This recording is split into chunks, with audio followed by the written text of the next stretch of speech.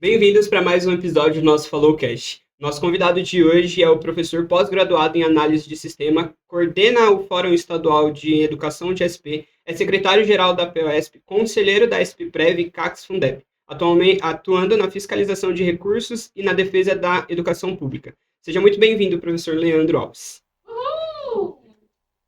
Sim, ficou mais light. Eu sou o professor Matheus Gávila, hoje eu vou estar aqui como apresentador do nosso FallowCast. Vou estar apresentando e também conversando com o professor Leandro. A gente vai discutir um pouco sobre política, sobre a questão da educação na atualidade. Mas lembrando você que, se você quer estar aqui no meu lugar como adolescente convidado ou como adolescente apresentador, se inscreve, esteja com a gente aí. Lembrando que o FallowCast é um lugar para os adolescentes, eles estarem falando, para os jovens estarem falando. É um lugar onde a gente vai ter uma escuta para falar sobre educação, sobre tudo aquilo que a gente quer transformar na educação do nosso Brasil. E aí a primeira pergunta que eu queria fazer para você é: qual a relação entre o Fórum Estadual da Educação, a CONAI, e a importância deles na educação do Brasil, de São Paulo hoje? Muito obrigado pelo convite, estar aqui no FallowCast. Eu estou muito animado e vai ser uma hora de muita alegria, eu tenho muita certeza disso, muito conhecimento, muita troca de informações. E a pergunta já veio, né? Já tocando no ponto fundamental, porque a CONAI, para mim, a Conferência Nacional de Educação, foi uma luta de toda a sociedade brasileira de debater a educação, desde o berçário até a pós-graduação, né? Todos os níveis de ensino, com toda a sociedade, estudantes, pais, professores, diretores de escolas, funcionários de escola e pessoas que querem participar diretamente da educação pública, laica, de qualidade, né, inclusiva. Então, quando a gente trabalhou na CONAI lá em 2008, né, eu tive o prazer de participar de vários documentos, de várias etapas da CONAI em 2008, depois em 2010, 14, 18, 22, e a última, que foi o ano passado, em 2024. Nós temos um papel muito importante, porque através das conferências, elas envolvem toda a sociedade e envolvem outras subconferências, conferências estaduais, conferências municipais, conferências regionais, e construir documentos para pensando na educação que nós queremos para os nossos filhos e para a sociedade brasileira. E daí tem os planos, né? Através das conferências surgem os planos de educação. E esses planos, eles são decenais, são planos para 10 anos. Ou seja, não é plano de um governo A, de um governo B, é um plano que passa por 3 governos. Né? Normalmente, uma administração de um prefeito, de um governador, de um próprio presidente da República são 4 anos. Ele sendo reeleito, 8 anos. Então, se o plano decenal ele é por 10 anos, ele vai passar por 3 governos, pode passar por 3 governadores, ou prefeitos, ou presidentes diferentes. E a ideia é essa mesmo, que a CONAI ela traga planos de educação e discuta a educação democraticamente com a sociedade e que os governos sejam obrigados a cumprir.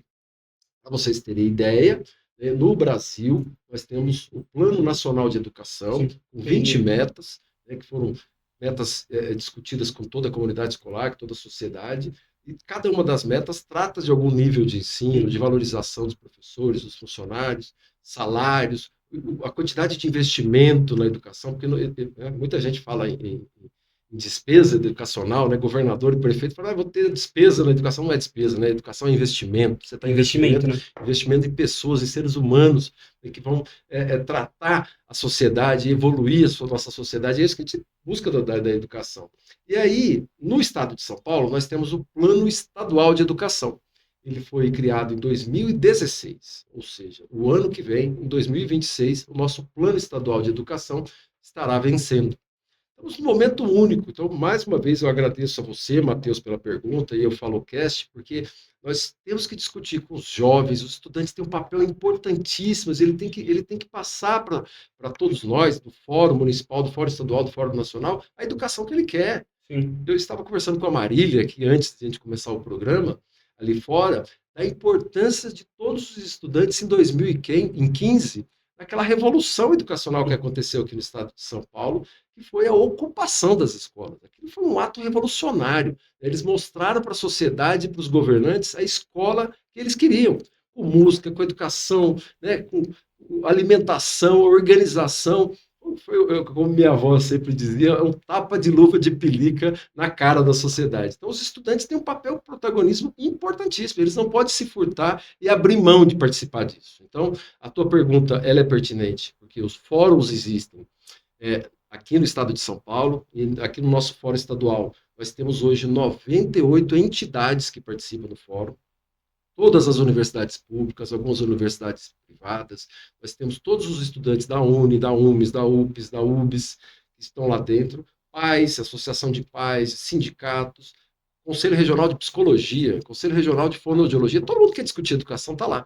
Então, como a grande maioria dos ouvintes aqui do Followcast, apesar que hoje com a tecnologia toda a sociedade vai estar ouvindo, mas o público maior são jovens, estudantes, não se furtem de participar de debates educacionais, seja no conselho da sua escola, seja no grêmio da sua escola, fórum no seu município, né? Participe, dê o seu olhar, a sua opinião, para termos uma educação libertadora. Como você falou, então, o fórum, ele em 2025, agora, ele... O fórum, não, desculpa. O plano estadual de educação, em 2025, ele se encerra. Duas perguntas que eu acho que é muito pertinente, muito importante para a gente esse fórum, como que um estudante, como que uma entidade municipal, ele pode participar? E qual é a expectativa que a gente tem para o plano, então, de educação estadual para o ano de 2026? Quais são as novas, talvez, novas discussões que a gente está tendo, que vai ser englobado dentro desse plano, e como que um estudante que quer participar, como que um grêmio, como uma escola, eles podem fazer para participar? Mais uma pergunta muito pertinente. Obrigado, meu Matheus. O Plano Nacional, eu vou falar primeiro do Nacional, depois do Estadual. O Plano Nacional, em virtude do governo anterior, não dá a valorização correta para os planos, os conselhos, para os fóruns, ele não fez o debate no tempo correto. O Plano Nacional de Educação, ele venceu o ano passado. Ele foi pelo Lula, ele foi... Ele venceu em 2024. Como nós fizemos a CONAI em 2024, realizamos a CONAI no Brasil inteiro, e preparamos o documento, o Lula mandou para o Congresso Nacional. Está tramitando, nesse momento, no Congresso Nacional, o novo Plano Nacional de Educação. Só que, e esse ano de 2025, nós vamos ficar sem plano? Então, houve um grande debate lá em Brasília, com os deputados, senadores, tinham até propostas de prorrogar o plano atual por mais 4 anos, nós fomos totalmente contrários, né? O plano tem a sua vigência 10 anos, nós concordamos em ele ser prorrogado no ano de 2025. Então, ou seja, o Plano Nacional de Educação ele está tramitando em Brasília, o novo plano para os próximos 10 anos, e o plano de 2014, 2024, ele ainda vai perdurar por mais esse ano de 2025, até dezembro desse ano. O plano estadual aqui no estado de São Paulo, a gente demorou um pouquinho mais, os debates aqui foram mais acalorados na época, em 2015, e nós só conseguimos que a lei fosse promulgada em 2016. Então, o nosso plano aqui no estado de São Paulo ele vai vencer o ano que vem, em 2026. Certo. Este ano, nós já estamos com grandes reuniões com a própria Secretaria de Educação, com todos os grupos de trabalho que nós temos dentro do Fórum Estadual de Educação, a Undime, que é uma união dos dirigentes do Brasil inteiro, que é uma entidade nacional, a UNCME, que é dos conselhos municipais de todo o estado de São Paulo, a gente está se reunindo em seminários, o aval e o olhar do MEC para produzir o novo plano estadual de educação durante esse ano de 2025, para chegarmos em 2026 com um plano pronto para ser apresentado na Assembleia Legislativa e ser votado. Como você participa? A sua pergunta foi essa. Como que os jovens lá das suas escolas, dos seus grêmios, eles podem participar desses debates? É muito simples. Procure a Secretaria de Educação do seu município, procure o Conselho Municipal de Educação. Se no seu município não tem fórum, force que tenha. Eu estou rodando o estado inteiro de São Paulo para dialogar com conselhos, com a comunidade escolar, com secretários de educação, justamente para criarmos fórum. São 645 municípios existentes no estado de São Paulo. Em torno de 120 têm fóruns ou estão em vias de concretizar a sua criação. Olha quantos municípios não têm fórum. E é um espaço extremamente democrático, que é onde os estudantes vão poder fazer o seu debate, o pai, o estudante, o professor. Então, é importante que participe. Não tem fórum? Procure o Fórum Estadual, procure nas redes sociais o Fórum Estadual de Educação, que ele vai te dar as instruções para que você se organize e organize o seu município para que o fórum seja instituído, para que você participe do debate educacional. Dentro disso, você tem um projeto, né, que é com o MEC, e dentro dessa ideia do fórum, acho que é muito importante a gente falar que aquilo que a gente estava conversando anteriormente, que cada município, cada cidade, ele tem uma necessidade própria, né? Então é importante que esse município ele tenha um fórum próprio para discutir as necessidades daquela região em específico, para isso ser apresentado aí dentro do plano nacional, o plano estadual de educação. É isso, mais ou menos? É isso mesmo. E cada município é obrigado, hoje é lei, ter o seu próprio plano municipal de educação. Então, cada município do estado de São Paulo tem o seu plano municipal de educação. Mas como que ele foi criado? Quem que debateu? Quem que aprovou ele? Então, peraí, se não tem um fórum para debater democraticamente com a sociedade, então foi feito em quatro paredes. Então foi feito dentro da Secretaria de Educação, ou foi feito dentro do Conselho. Então precisa expandir e democratizar o debate educacional. Que escola que queremos? Qual o investimento necessário? Quais as especificidades daquele município? Você fez uma pergunta perfeita, porque são 645 municípios. Eu estive recentemente em Cruzeiro, uma cidade que é divisa com o Rio de Janeiro. Ele está mais perto da cidade do Rio de Janeiro do que perto aqui de São Paulo. Eu estive lá em Santa Fé do Sul, que é divisa com a Aparecida do Taboado, que é Mato Grosso do Sul. Então, cada um desses municípios tem as suas especificidades. E você precisa pôr isso no plano. Quais são as dificuldades? O que nós temos que valorizar aqui no nosso município, que tem que estar no plano municipal de educação? Então, se não há debate educacional amplo, democrático, com toda a sociedade, você não consegue ter um plano adequado. Nos primeiros planos que nós vimos aí, espalhados aí pelo Brasil todo, aqui em São Paulo não é diferente, os planos municipais de educação foi feito um Ctrl+C, Ctrl+V. Eles pegaram o plano nacional, mudaram os nomes, né, do teu município, ali no lugar de federação botou municipal, e Ctrl+C, Ctrl+V, copiaram o plano nacional para o municipal. Não é isso que a gente quer. Não pode ser assim. A sua pergunta vem muito de acordo com a nossa luta, com esse projeto que o MEC tem, que você colocou no início. A SASE-MEC é um departamento dentro do MEC que cuida dos sistemas que a gente está querendo, sonhado. Tem o SUS, né, o Sistema Único de Saúde, funciona, ele tem problemas, mas é um sistema que é reconhecido mundialmente, né?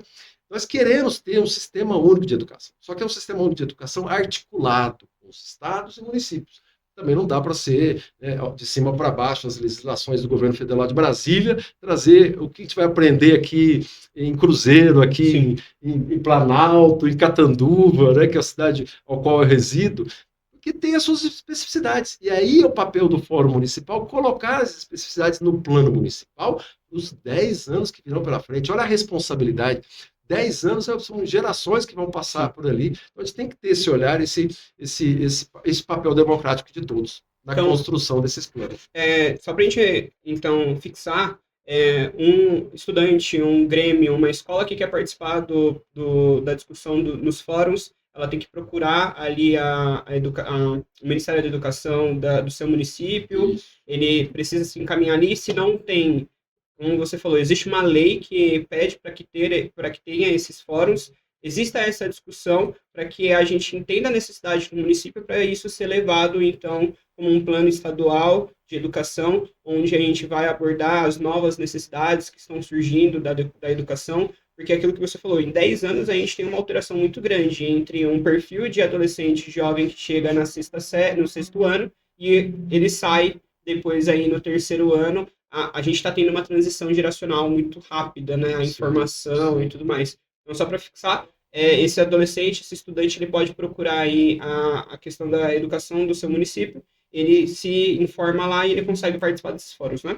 Isso mesmo. Ele, enquanto participante do Grêmio, ou ele mesmo, o indivíduo, o estudante, né, que não, eu quero debater educação, eu tenho propostas, procure o conselho municipal da escola, da cidade.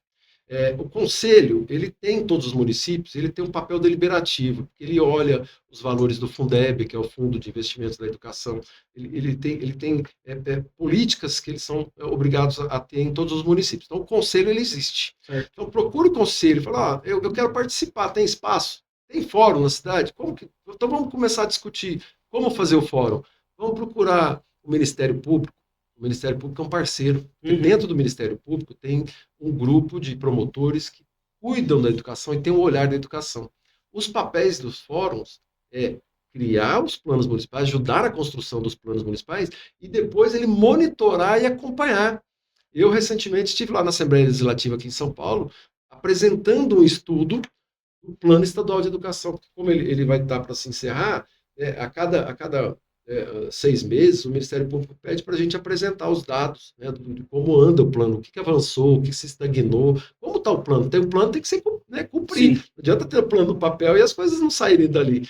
Então, eu fiz uma apresentação lá na Assembleia Legislativa para os deputados aqui em São Paulo do que avançou ou não do nosso plano estadual. E, infelizmente, aqui em São Paulo, apenas 40% das 21 metas que São Paulo tem, o nosso plano estadual ele tem 21 metas, tem uma meta a mais que o plano nacional. Tem municípios que tem 14, tem 10, então, por isso que eu falo, cada realidade você tem que Tem ter o uma teu olhar, a necessidade tua necessidade. diferente. Você tem que ver o teu território e colocar isso no papel, o plano daquela localidade. Então, aqui no estadual, nós temos 21 metas, eu fiz a apresentação lá para a Assembleia Legislativa e para o próprio Ministério Público, apontando que apenas 40% das metas e estratégias aqui em São Paulo foram cumpridas nesses últimos 10 anos. Olha que triste, olha que coisa desagradável. Ah, mas nós passamos por pandemia, né? Alguns deputados ali tentaram questionar isso. A pandemia atrapalhou. Se você olhar as metas, estratégias, uma a uma, você vai ver que nem tudo ali é recurso financeiro. Sim. Faltou vontade política de muitos dos nossos governantes de desenvolver aquilo, de fazer com que aquelas metas fossem cumpridas. O analfabetismo, o ensino de jovens e adultos, que eles já perderam uma oportunidade na sua vida de estar se formando no período correto. Então, tem que dar as oportunidades. O que o governo tem feito? Fechando noturno, tem fechado salas de ensino dos jovens e adultos do EJA, tem que colocar esses EJAs de formato EAD, dificultando ainda mais a formação desses estudantes. Então, o plano estadual, nacional e municipal, ele veio para isso, para a gente colocar no papel o que a gente quer para os próximos 10 anos e fazer a cobrança necessária para os governantes. Por isso que eu falei que é importante que passe por governos, porque cada governo que tiver, ele vai ter que cumprir e dar continuidade ao que está ali. Uma outra coisa triste, não só em âmbito nacional, mas no âmbito estadual, é o investimento na educação. A Meta 20, ela diz que no Brasil nós queríamos tão sonhado 10% do PIB em investimento da educação. Eu lembro disso. Então, quando no governo, segundo governo do Lula, ou no primeiro, não me lembro agora, surgiu os royalties do petróleo, que encontraram petróleo em vários, do pré-sal, né? Então, aquele investimento viria 75% para a educação e 25% para a saúde. Todos nós que vivemos a educação, que sabemos da importância do investimento da educação, que não faz educação de qualidade sem investimento, sem dinheiro, a gente falou, acabou, a solução já veio do petróleo. Então, ficamos todos felizes que aquilo ia acontecer.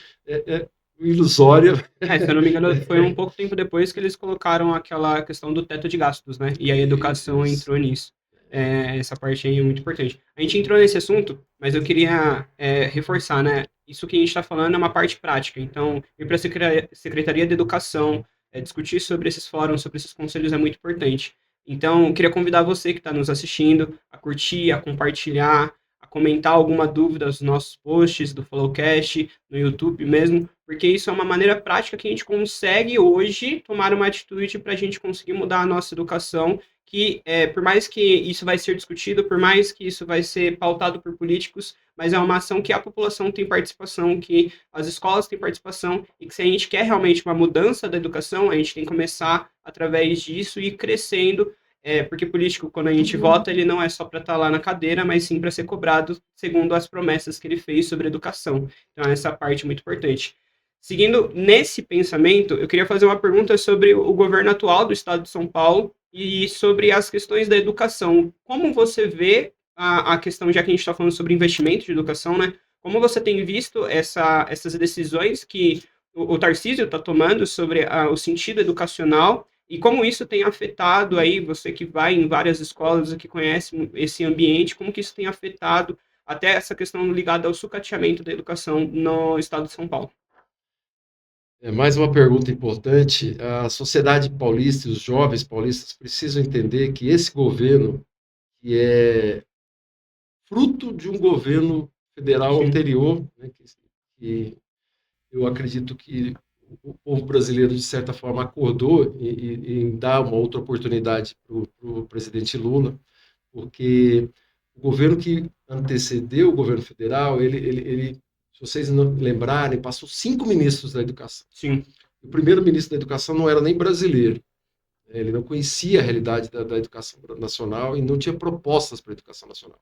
E a gente pensava que não podia piorar, passaram-se vários outros ministros ali, com corte de gastos, tirando tudo que foi construído numa história, né, de valorização. Muitos investimentos, né, em relação à pesquisa nas faculdades, eles foram cortados de uma forma muito grande, né? Foi desastroso. Todos os segmentos do ensino superior, do ensino básico até o ensino superior. Os recursos que foram retirados, os projetos que foram retirados, os FIES, tudo que tinha, que envolvia valorização de profissionais da educação e melhoria da qualidade do ensino, foi retirado. Sim. Aí, o que acontece? Tarcísio virou governador, né, vindo dessa linhagem, desse grupo político, né, vamos dizer assim. Ele está continuando um projeto político que antes era federal, agora ele trouxe para o estado de São Paulo. Infelizmente, o PSDB no estado de São Paulo governou o estado por mais de 30 anos, ou quase 30 anos. Né? E eles prepararam uma política neoliberal aqui em São Paulo, uma política de fragmentação, uma política que foi deteriorando a educação ano após ano, porque o projeto político neoliberal é a política de Estado mínimo. A política de Estado mínimo é jogar tudo na mão da iniciativa privada. Educação, saúde, eles não querem ter nada na mão do Estado. E o PSDB estava fazendo isso gradativamente. Com a vinda do Tarcísio, a pavimentação já estava mais pronta, mais preparada. Então, tanto é que ele, no primeiro, né, desde o ano passado, ele já está privatizando escolas. Né? Então, olha que loucura o que a gente tem visto. Na década de 90, começou com as municipalizações. Então, as escolas todas que eram estaduais, os governantes falaram, não, eu vou te dar recurso, mas eu vou te jogar a responsabilidade das escolas para o teu município. Então, todos os prefeitos lá na década de 90 ficaram felizes. Opa, me dá, quanto mais escola vocês me derem, eu quero, porque vai ter mais recurso para mim, aqui no município. Mas qual era o objetivo? Fragmentar o poder, né? A escola está com falhas no município, está com falhas no Estado, então, peraí, vamos jogar na mão da iniciativa privada? Porque já que o Estado não está dando conta, o município não está dando conta, é o que eles querem. E o Tarcísio tem a política de liberalismo puro, não é nem neoliberal, é liberalismo puro mesmo. Ele quer a política de Estado mínimo profunda. E com a privatização das escolas, que já começou com 33 na Bolsa de Valores, com empresas que não têm know-how nenhum, que ganharam esse leilão que foi feito das escolas, ele abriu um leque sem precedentes na escola, na educação nacional paulista. E estamos muito preocupados. Por quê? No momento que você vai jogar a responsabilidade da formação do cidadão, da formação dos nossos jovens, das nossas crianças, na mão da iniciativa privada, que se preocupa com lucro, é sério. Sim. Acho que a sociedade tem que ter esse olhar. E o Tarcísio, ele está com essa política privatista e, paralelamente a isso, corte de verbas da educação. Então, peraí, se está tirando dinheiro da educação e está jogando na mão da iniciativa privada, o que vai ser amanhã? A profissão de professor vai se extinguir, né? Porque vai jogar tudo na mão da iniciativa privada. Ele tirou, esse ano, gente, jovens que estão nos ouvindo, todos que estão nos ouvindo e assistindo, 10 bilhões de reais da educação. Ele tirou 5% do orçamento da educação esse ano. É muito dinheiro. Então, como é que a gente pode falar em educação de qualidade se nós temos escolas de lata aqui no estado de São Paulo? O estado mais rico da federação tem escolas dentro de containers, um ventilador que mal funciona. E se funciona, sai aquele vento quente. E a gente tem hoje um estudo que vai falar sobre a questão da temperatura dentro da sala de aula. Na real, a temperatura, no geral, ele afeta a atenção, ele afeta o quanto esse aluno ele absorve o conhecimento. Então, essa questão de até o investimento que você está mencionando, que deixa de ser feito para coisas até um ventilador, ou muitas vezes, e você vai ver isso em muitas escolas, de que se você ligar o ventilador em todas as salas, a energia cai. Essa falta de investimento ela prejudica diretamente a vida do estudante, né? Completamente. Eu estive recentemente numa audiência pública na Lesp, a professora Bebel, que é a presidente da Comissão de Educação da Assembleia Legislativa, sobre a climatização era o tema. E o Instituto dos Arquitetos do Brasil fez um estudo e apresentou nesse dia dessa audiência, mostrando que as escolas que hoje são meio cadeiões, assim, é impactante falar isso, né? Mas a estrutura física das escolas hoje, elas estão mais para cadeia do que um Sim. ambiente agradável de formação, né? A escola tem que ser transformadora, os estudantes têm prazer de estar na A escola escola. é cinza, né? Cheia de Não, grade. então, e eles mostraram que toda a estrutura está errada, e não basta colocar ar-condicionado. Aliás, a escola não tem nem estrutura para ter ar-condicionado, porque, como você mesmo disse, a estrutura elétrica não permite isso. Mas tá, tem dinheiro, montou lá, botou o ar-condicionado, maravilha. Mas não é só isso. Tem que ter formação dos estudantes e profissionais da educação sobre temas de ecologia, meio ambiente. Porque o que nós estamos vivendo hoje na sociedade é em virtude disso. Então, não é só colocar a climatização nas escolas, é muito mais amplo o debate que a gente tem que estar enfrentando dentro das unidades escolares. Então, você me perguntou do Tarcísio. O Tarcísio que está privatizando, é o Tarcísio que retira 10 bilhões da educação. Então, se a escola está tudo lindo, maravilhoso, o professor está feliz, com salários coerentes, né? As escolas estão com todas as estruturas necessárias, né? Com bibliotecas, laboratórios, salas de informática. Tudo isso é mentira, porque algumas estão. Outras, e muitas outras, não têm biblioteca, não têm banheiros adequados. Ele está com a política de escola de tempo integral, chamadas de PEI, virou um grande depósito de crianças, porque Sim. as crianças ficam horas e horas nas escolas sem atividades necessárias e adequadas para ser o ensino integral. É bonito falar ensino integral, a família quer o ensino integral, a sociedade paulista e brasileira acha importante uma escola de ensino integral, eu acho que é viável ter uma escola de ensino integral, mas ela tem que ter, primeiro de tudo, estrutura adequada para isso. Não tem refeitório, não tem um vestiário, porque a criança tem que tomar um banho, Sim. fazer uma atividade física, porque faz parte da arte, ou da dança, ou do esporte. Não tem como que ele vai sair de uma aula de educação física e voltar para dentro da sala de aula com o calor que está fazendo. Então, é muita coisa errada e que a sociedade tem que olhar. Né? O governo Tarcísio não tem esse olhar. Ele está tirando 10 bilhões como se estivesse tudo lindo dentro da escola. Ele prega que está tudo funcionando perfeitamente. Aí ele poderia tirar esses 10 milhões e investir em outras áreas. Né? A gente sabe que o estado de São Paulo é muito amplo, tem vários problemas de transporte, de moradia, das drogas, da cracolândia, que são problemas crônicos que precisam ser tratados. Mas espera aí, vai tirar logo da educação que está cheio de defeitos, de problemas, cheio de falhas, cheio de coisas para avançar e melhorar? Então, a gente tem que ter esse olhar. Eu acho que o estudante que está dentro das escolas, que sente essas mazelas do governo, esse desrespeito por parte do governo, e a sua escola não está adequada, que a grande maioria não está, tem muitos exemplos bons, eu estava conversando com a Marília aqui também anteriormente, aqui, tem muitos exemplos pontuais e bons que a escola funciona, a escola pública, ela é inclusiva, ela é de qualidade, ela é laica, né? Tem que ser laica, eu acho que a gente tem que discutir um pouco isso dentro da nossa sociedade. Só que sem o investimento adequado, nós não vamos avançar. Tem como ter. Hã? Não, eu ia falar, um aluno que veio aqui, que você falou das escolas. É que eu esqueço, não é ao vivo. Integral. Não, fica em paz. E nem pode cortar, a gente não corta nada. Mas é legal porque exatamente isso que você falou, ele falou o quê? Eu estudo em escola integral. E aí o anúncio dele foi um prisioneiro no ensino integral. Porque ele veio aqui, ele falou, eu não faço nada. Eu fico na quadra sentado o resto da tarde. E o Tarcísio trouxe um secretário de Educação do Paraná, uma experiência está trazendo para cá, que já está vivenciando isso, essa privatização, e aí, junto com isso, ele veio com a plataformização.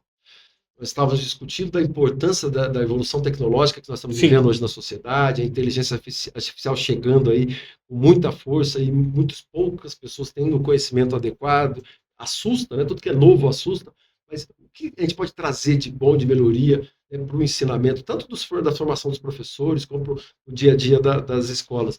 Mas e aí? Como é que vai fazer se o secretário ele está vendendo, né? Porque ele é sócio de empresas que está vendendo serviços de plataformização para as escolas no estado de São Paulo, através de empresas terceirizadas. A gente está vivendo uma grande venda da educação aqui no estado de São Paulo. Virou um balcão de negócios a educação. É difícil você falar isso, as pessoas falam, mas o governador, o Tarcísio, né, porque, infelizmente, os índices das pesquisas mostram que ele está com uma aprovação alta aqui em São Paulo. Mas é que as pessoas não estão vendo dentro da educação, então, porque se for olhar dentro da educação e falar com professores e estudantes, ninguém vai dar essa avaliação para ele, Mas não. até entra na nossa discussão quando a gente fala do Followcast, né? A informação, como que está chegando para esses pais? Então, A informação como que está chegando para os ambientes, né, para dentro das casas. Então, quando a gente fala sobre o Followcast, a importância de esses adolescentes eles virem para cá, esses jovens eles virem para cá, justamente para falar, não, calma aí, mas eu tô lá, eu tô vivendo isso e não é bem assim. eu estou sofrendo na Eu tô pele, no dia a sofrendo, dia. porque uma dificuldade que a gente sofre muito nos dias de hoje é esse jovem, esse adolescente que vive tudo isso que a gente está falando, ele ser ouvido. Ele ser ouvido, não, né? Ele ser escutado de uma forma ativa. De a gente falar, então tá bom, a gente vai se movimentar, a gente vai tomar uma decisão, para a gente ir nos conselhos, ir nos fóruns. E com isso, a gente conseguir minimamente causar um incômodo para mudar realmente a educação. Espaços como esses aqui são fundamentais e importantes. Mais uma vez, eu parabenizo vocês por essa iniciativa de dar voz para aqueles de fato que estão no chão da escola e vivenciam todas essas mazelas do governo. Parabéns ao Falocast. Dentro disso, eu queria agora a gente focar um pouquinho na questão da importância da APOESP e como que a APOESP ela consegue dar suporte para esses professores, porque uma realidade que a gente enfrenta muito nos dias de hoje é o distanciamento da APOESP para esses novos professores que estão chegando e meio que ela fica caracterizado como um movimento que é um movimento somente de greve, porque as informações que surgem nos jornais e tudo mais é que a POESP, quando ela é citada, é sempre para falar somente sobre greve. E eu queria entender um pouquinho de você, como você tem essa vivência, como que funciona essa atuação para o suporte com os professores e também o que a POESP hoje ela está tomando como atitude prática para a gente ter essa mudança da educação mesmo. Obrigado pela pergunta, Matheus. Ó, a POESP, ela é um sindicato que esse ano de 2025 está fazendo 80 anos de história. É muita história, né? Ela faz parte da história educacional do Estado de São Paulo e ela tem um papel importantíssimo na história da educação nacional. Nós somos convidados, eu sou da diretoria da POESP já há algum tempo, nós somos convidados a fazer debates no Brasil inteiro, né, da educação que queremos. É óbvio que um sindicato ele tem as suas questões corporativistas, né? O olhar do professor, as condições de trabalho do professor, a carreira, o salário. Só que a POESP, ela tem um olhar muito mais amplo, porque nós olhamos a educação como um todo. A gente tem inserções na política, né? Tanto é que a nossa segunda presidenta hoje, ela como já foi citada aqui hoje, ela é presidente da Comissão de Educação da LESP, ela é uma deputada estadual, que leva o debate educacional para outras esferas, para a esfera política, eu acho que é muito importante. Infelizmente, nós não temos uma bancada de educação, nenhuma Câmara de Vereadores, de deputados, em Brasília, principalmente. Deveríamos ter, além da bancada da Bíblia, da bala, do boi, Isso é verdade. tinha que ter a bancada da educação. Colocar professores para discutir sobre educação, né? Então, infelizmente, não temos essa bancada que todo político fala de educação, né? Todo político. Âmbito eleitoral, política e saúde, educação e saúde está na língua de todos eles. Mas quem conhece a educação de fato, como eu já disse, do chão da escola, para falar com propriedade do que a escola precisa, do que os estudantes precisam. Eu falei para a Marília ali fora, a ponta mais sensível de todo o processo de educação são os estudantes. Sim. Ela é a que tem que ser preservada. Tudo que você desenvolver em educação, porque não tem mágica, não tem política pública para falar assim, desse jeito que a educação... Não é, cada um tem sua realidade, como você mesmo disse, sua especificidade. Para ter uma educação pública de qualidade libertadora, para formarmos cidadãos de excelência, você tem que passar por várias nuances, não tem uma coisa linear. A educação, ela funciona muito como um fim, que é o desenvolvimento de jovens e adolescentes, só que esse caminho ele é variado. Porque aí eu acho que a gente volta muito para aquilo que a gente estava falando no começo, né? Cada região, cada aluno, cada escola, ele vai trabalhar com uma característica específica, uma habilidade específica e tudo mais. Então, quando a gente fala de educação, a gente não pode fechar num molde de um roteiro, né? Faça isso, isso, isso, e o sucesso vai vir, ponto final. E aí a educação, ela funciona assim. Na verdade, é muita tentativa e erro com um processo de convivência humana que a gente vai conseguir transformar essa educação e fazer com que ela seja isso que você está passando para a gente. Então, aí a POESP, ela é muito taxada de grevista, de greve, por isso, porque a grande imprensa só relata as nossas reivindicações, as nossas lutas, quando se fala em greve. Porque greve é uma coisa que assusta a sociedade, porque impacta os pais, impacta os estudantes, impacta toda a sociedade. Grandes manifestações, onde que acontece? Na Paulista, para poder ter a visibilidade, né, causa um transtorno para a sociedade, para o trânsito, mas são alternativas que se dão, que temos enquanto movimento sindical, para poder mostrar as mazelas do governo e o que nós estamos reivindicando. Ó, hoje, em 1990, foi 2007, foi criada a sopa de letrinhas pelos governos, que é a categoria O, categoria V, F, S, é a sopa de letrinhas, porque todos são professores, a mesma formação, né, e o mesmo objetivo. Só que o governo, desde 2007 para cá, ele dividiu. O categoria O, que é chamado hoje, quem está nas escolas estaduais sabe do que eu estou falando, são professores precários, são professores que não têm um contrato firmado, ele é temporário, é precaríssimo, nós já fizemos denúncia até na OIT, né, contra esse tipo de contratação.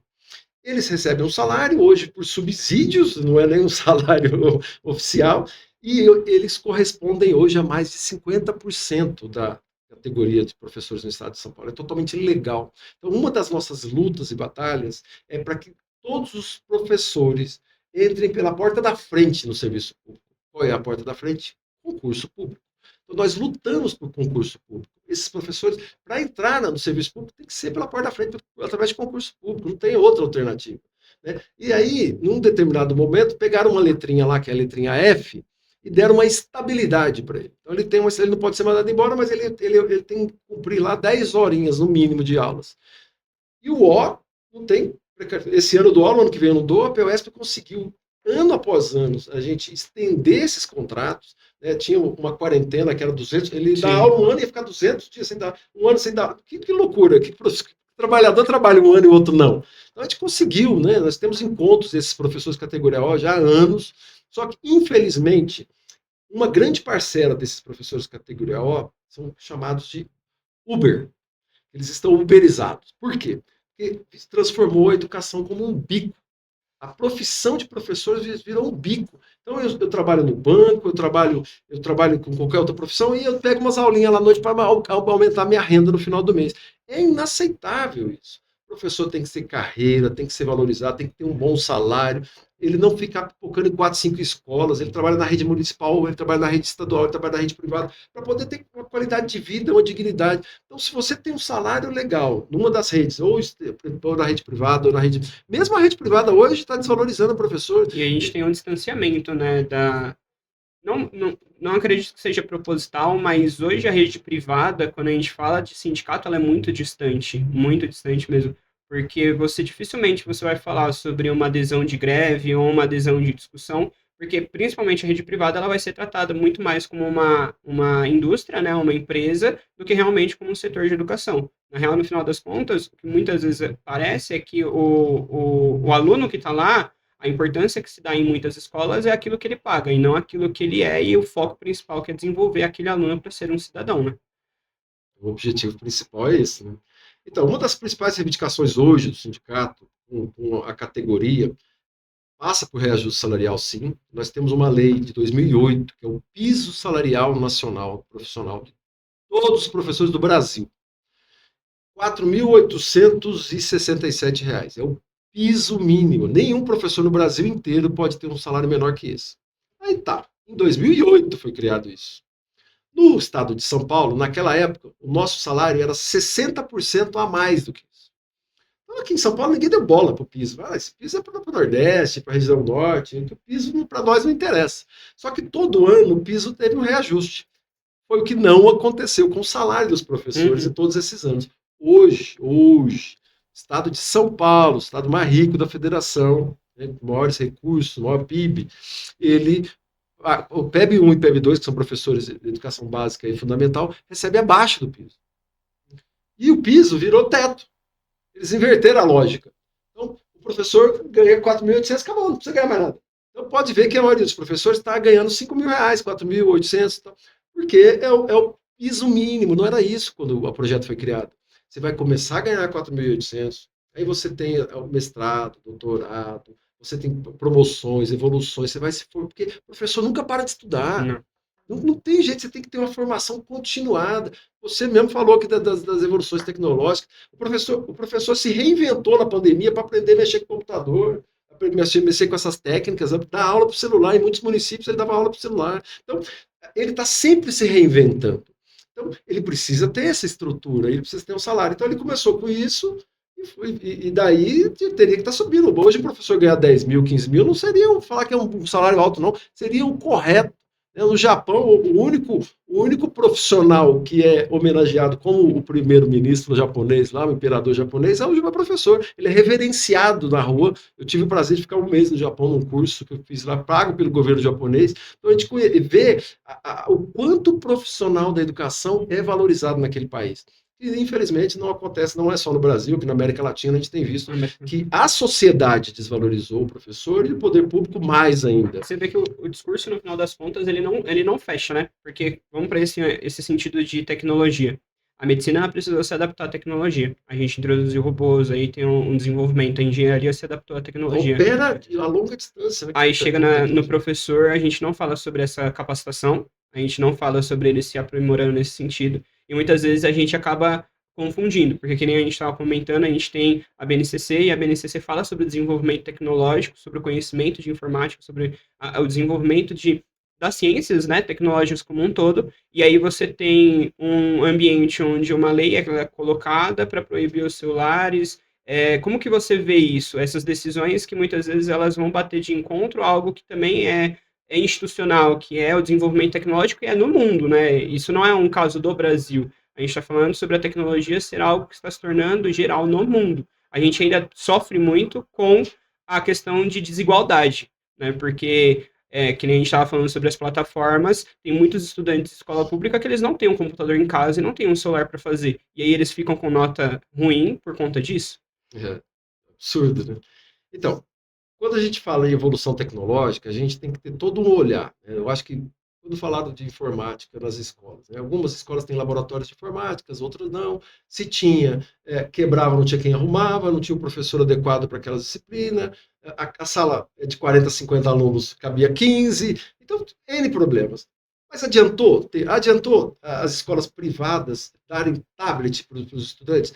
Que avanço foi se não tem um software adequado que vai complementar a educação formal? Eu acho que toda tecnologia é bem-vinda dentro das escolas como complemento do processo educacional, processo pedagógico. Nós temos a política pedagógica dentro das escolas, é o PPP, só que não é privatista, não. É o projeto político-pedagógico que você desenvolve com o conselho de escola, com os professores, e faz todo o planejamento educacional para o ano que você está trabalhando. Então, a tecnologia tem que vir agregada e estar complementando isso.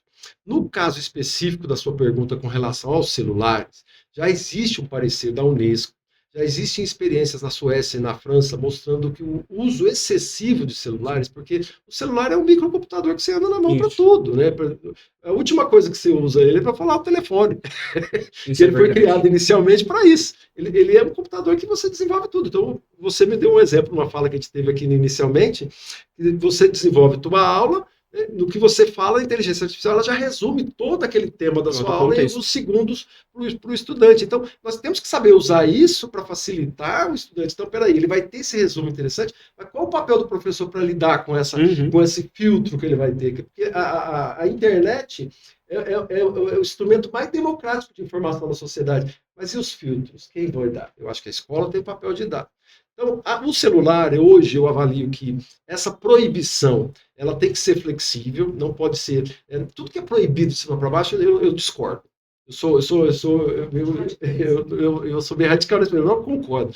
Mesmo que seja beneficiado, mas vamos discutir, vamos dialogar, vamos ver os melhores caminhos. Quem que a gente está escutando, né? Isso, vamos ver... então... Quem é o interessado? É o estudante, ele sabe que ele usa demais o celular. Sim. Ele sabe o quanto aquilo atrapalha ele para o raciocínio, para ele pensar. Ele está no celular, ele não está prestando atenção no que você está falando. De repente, até uma coisa que interessa para ele também. Só que a gente sabe como as coisas funcionam. Então, vamos discutir. Então, como você deu o exemplo de um estabelecimento que não tem um material didático específico para trabalhar. Eles utilizavam o celular para complementar a aula do professor, para facilitar, né, o tempo da aula. Não vai poder? E aí? Como é que vai ficar isso?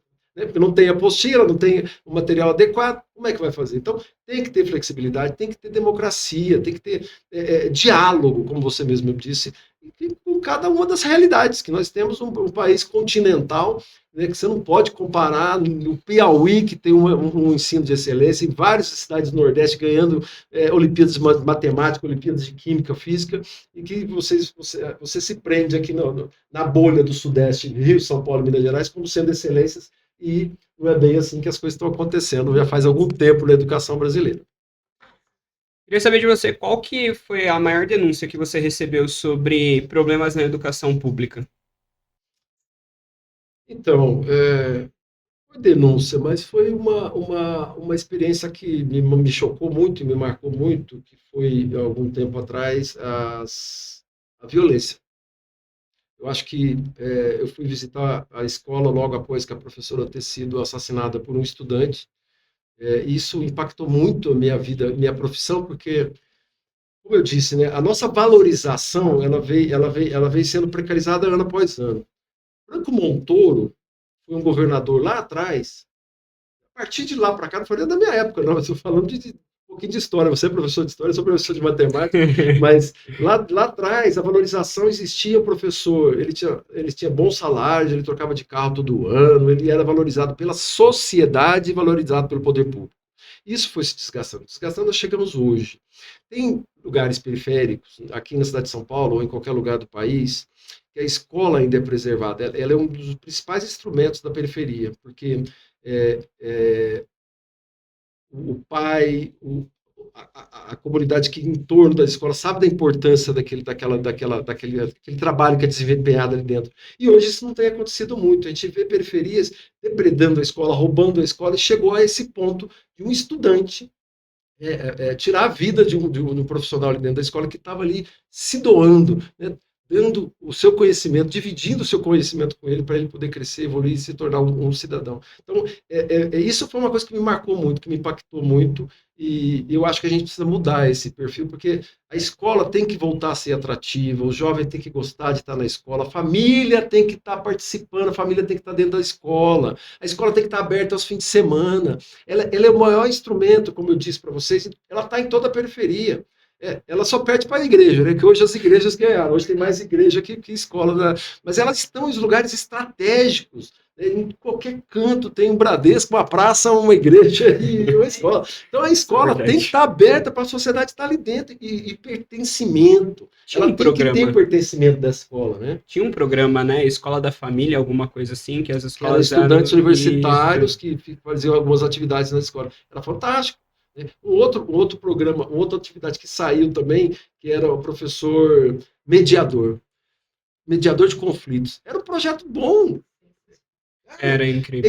A gente via soluções de problemas, eles iam na casa da pessoa, do estudante, via o problema familiar que ele tinha, às vezes ele sofria assédio dentro da própria família, tinha problemas sérios dentro da família, e ele fazia assim, porque os alunos, os desafiadores alunos que nós temos nas escolas, aqueles que vêm com graves problemas, a gente tem que ter um olhar diferenciado, a gente tem que ter um tratamento diferenciado, e esse professor mediador fazia um pouco disso, né, de tentar solucionar, trazer para a gestão da escola os problemas desse estudante, mas como que a gente pode estar solucionando, né? Infelizmente, tudo que é bom dura pouco. Então, infelizmente, a gente tem que sempre estar lutando, porque existem leis boas, existem projetos, existem planos bons, só que a gente sempre está lutando sempre para o governante botar isso em prática. Sabe uma coisa que a gente está lutando em âmbito nacional e que eu acho que vai colher muitos frutos? Eu torço por isso, vou trabalhar muito por isso, se eu puder.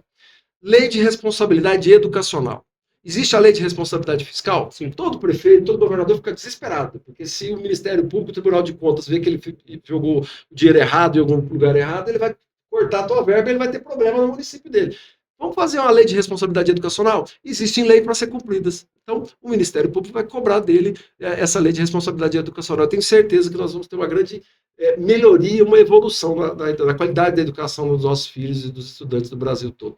Pedro Cortella, ele veio aqui e aí teve uma conversa e ele falou, né, que se o professor ele ficar somente na parte de conteúdo, ele vai se tornar retrógrado, né, por conta das novas tecnologias, que é aquilo que a gente estava falando, e ele falou justamente sobre a importância de um professor mediador. E aí, dentro de uma sala de aula com 40 alunos num espaço fechado cheio de calor e tudo mais, muitas vezes é difícil a gente trabalhar.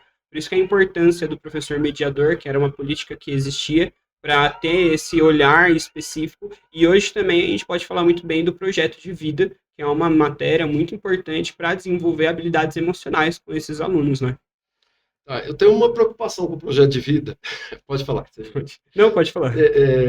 Porque se tornou uma válvula de escape na BNCC, né? Eles querem estar incutindo disciplinas de empreendedorismo. Eu acho que o empreendedorismo é um negócio que a gente tem que discutir bem profundamente, porque essa história de todos os profissionais hoje no mercado de trabalho, eu vejo os estudantes jovens, eu tenho filhos jovens também que estão no mercado de trabalho, essa política de MEI, que eu sou o meu empreendedor, eu sou o meu patrão, isso nós vamos ter um problema muito sério a curto prazo e a longo prazo mais ainda, porque não vai ter aposentadoria, ele não vai ter o patrão continua ganhando dinheiro. Sim. Os grandes empresários continuam ganhando, ele está abrindo mão de a proteção de você enquanto trabalhador. Então tem uma discussão nas redes sociais, eu vejo criança falando, você não é CLT, ele não sabe nem o que é CLT, né?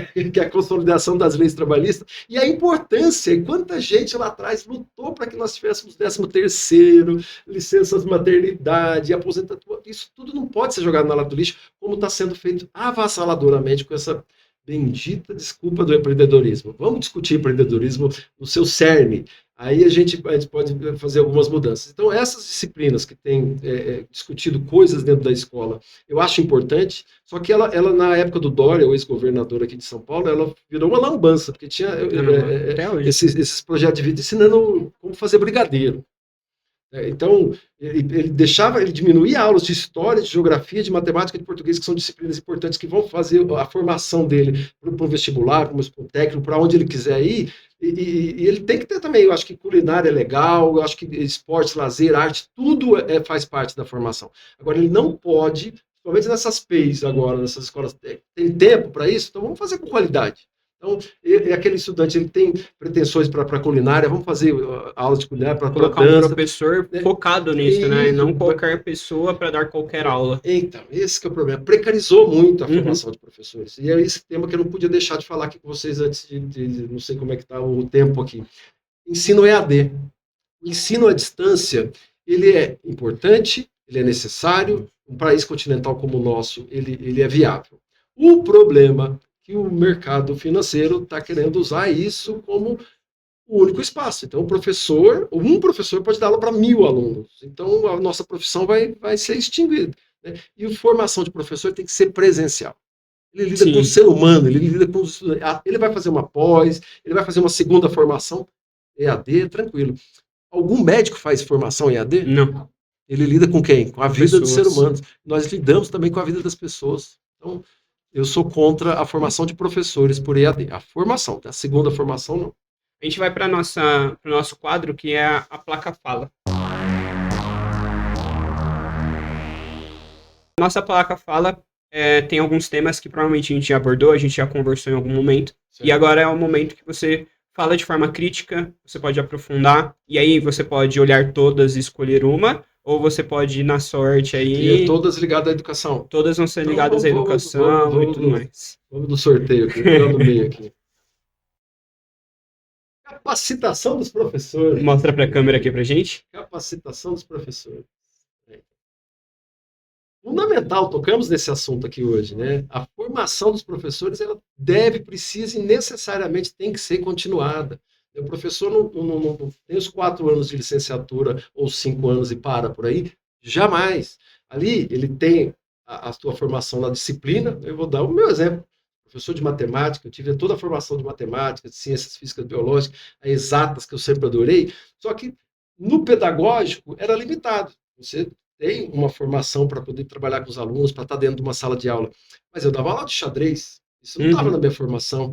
Eu dava aula na quadra de futebol, mostrando todas as figuras geométricas, mostrando todas as dimensões que tem ali, né? As curvaturas da bola de basquete para chegar no aro. Então, você cria alternativas, atrai o estudante para aquela sua disciplina, independente de qual que seja, para que ele veja a importância daquilo para a sua formação.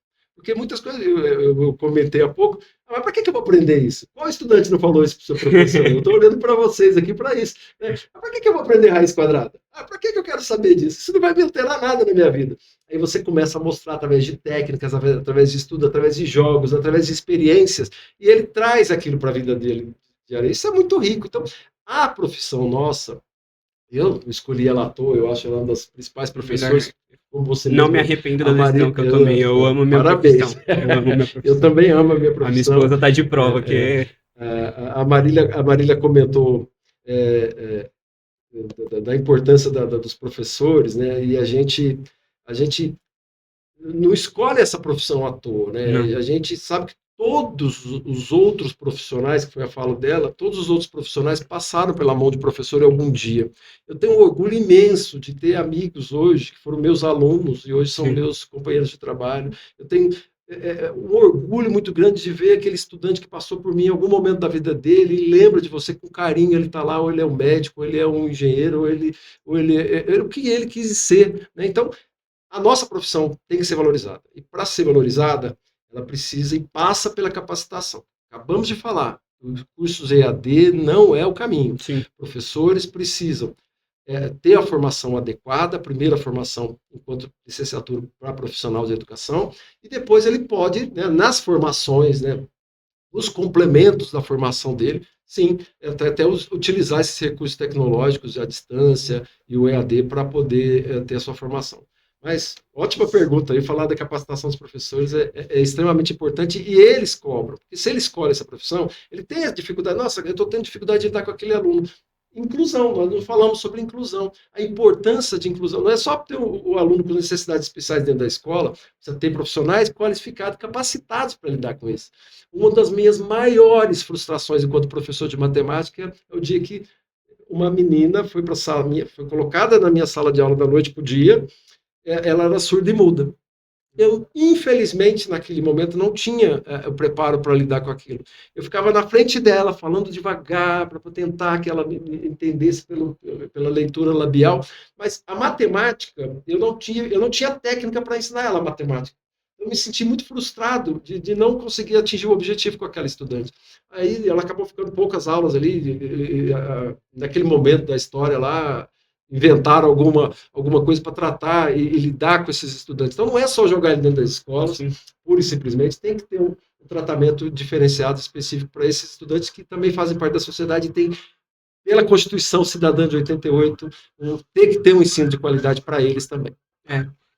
Estamos chegando ao fim, então, do nosso episódio do Followcast. Eu queria agradecer de novo a você, Leandro Alves, pela sua participação, pelas informações que você passou para a gente. E eu queria aproveitar para pedir para os alunos que nos assistem fazer um comentário do que eles já falaram, assim, por exemplo, eu falei, Bhaskara, não vou usar Bhaskara na minha vida, por que eu vou aprender Bhaskara? Então, comenta aí no nosso chat, comenta aí nos comentários, o que você já falou que você não ia aprender, ou na verdade, o que você falou que você não ia utilizar dentro que você aprendeu na escola, e é isso. E, mais uma vez, eu queria fazer um convite para todo jovem adolescente que quer estar aqui, quer ser um entrevistador ou um entrevistado, esteja com a gente, tá? Manda mensagem no nosso Instagram. E, por último, eu queria fazer uma pergunta para você muito importante, que é, o que você mudaria hoje na educação do Brasil?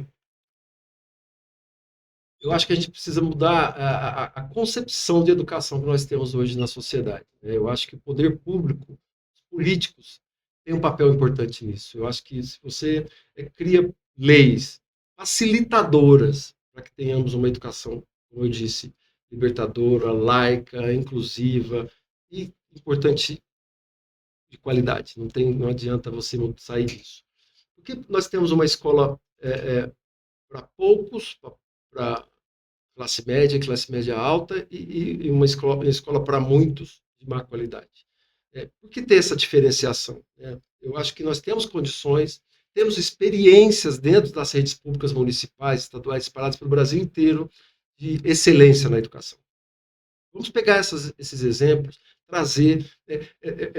Eu acho que o profissional, quem escolhe essa profissão, quem está dentro da escola, não pode tratar isso como bico, ele tem que ter o pertencimento, ele tem que ter o pertencimento da escola, é minha escola, eu faço parte da minha escola, são os meus estudantes, meus amigos, meus pais, os pais dos estudantes são meus amigos da formação desses estudantes. Então, para ter esse pertencimento, para ter essa vivência, passa sim por políticas públicas. Eu acho que não dá para fugir disso. Eu acho que hoje eu tivesse o poder, né, enquanto o deputado federal, o deputado estadual, o presidente, o prefeito, não importa que cargo público, eu acho que a gente tem que ter um olhar efetivo para a educação, porque ela sim é transformadora, ela vai mudar a sociedade, e infelizmente é isso, todas as mudanças que você fizer hoje é para daqui 10, 15, 20 anos, infelizmente é porque a educação ela é gradativa, mas tem que começar, tem que ter o olhar, e a sociedade, você estudante tem esse papel importante, de juntos construirmos uma educação pública de qualidade para todos. Você gostou da participação? O que você achou? E eu queria fazer um convite, na verdade, fazer uma proposta para você convidar os professores, convidar outros políticos, convidar outras pessoas para estar aqui no seu lugar para ser entrevistado e a gente ter essa discussão sobre educação. Matheus, eu quero agradecer ao Fallowcast, quero agradecer você, Matheus, por estar me recepcionando aqui, esse bate-papo delicioso que nós tivemos aqui hoje. E você, professor, você professora aqui da cidade de São Paulo, ou das redondezas da cidade de São Paulo, venha participar do Fallowcast. Esse espaço aqui ele é muito rico e importante, porque você, professor, pode dar a tua opinião, o teu olhar, as tuas experiências da sua unidade escolar e discutir com outros estudantes também. Olha que lindo, que rico que é isso. Porque a educação, para ela dar certo, ela precisa ter a união de todos. Ter o olhar dos administradores, do conselho da escola, do pai, do estudante, e de você, professor. Então vem aqui, traga a sua opinião, né, a sua crítica. Eu acho que esse espaço aqui é extremamente democrático. Eu parabenizo vocês. Eu fiquei muito feliz na tarde de hoje de estar aqui conversando com vocês.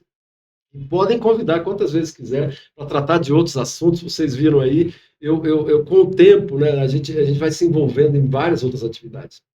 Sou do Sindicato dos Professores, sou do Fórum Estadual de Educação, que a gente debate a educação estadual, mas também faço parte do São Paulo Previdência, que é o sistema de previdência de todos os servidores públicos do Estado de São Paulo. É um problema sério a previdência que nós estamos vivendo, correndo risco de não ter aposentadorias, mesmo aqueles que estão pagando hoje a aposentadoria não ter recursos futuros. E também, recentemente, eu estou no CACS Fundeb, que é um conselho, né, que fiscaliza os recursos financeiros. O Fundeb é um fundo de educação básica, todos os recursos que vão alimentar o salário dos profissionais de educação e também as estruturas da escola. Então, é importante que tenhamos pessoas da sociedade civil participando e fiscalizando o bom uso, né, espera, dos recursos públicos na área educacional. Então, esses espaços aqui são ricos para isso, para a gente desenvolver altos debates, e eu quero ser convidado aqui mais vezes para discutir outros assuntos com vocês. Bem, quando a Bia tiver, vai ser bem legal.